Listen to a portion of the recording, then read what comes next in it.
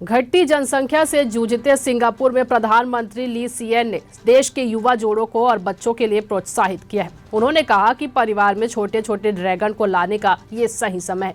ये बात प्रधानमंत्री ने तब कही जब सिंगापुर के लोग फरवरी 10 से 11 को चीनी नया साल मना रहे हैं। ज्ञात हो कि ड्रैगन को चीनी और सिंगापुर की संस्कृति में शक्ति, सामर्थ्य और सौभाग्य का प्रतीक माना जाता है।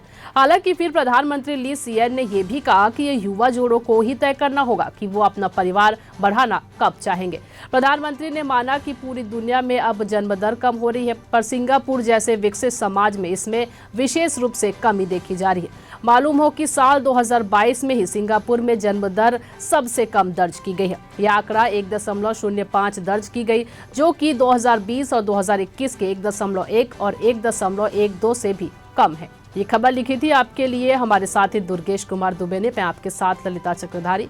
लगातार इस तरह के रोचक जानकारियों से अपडेट रहने के लिए बने रहिए न्यूज़ फर्स्ट 21 पर।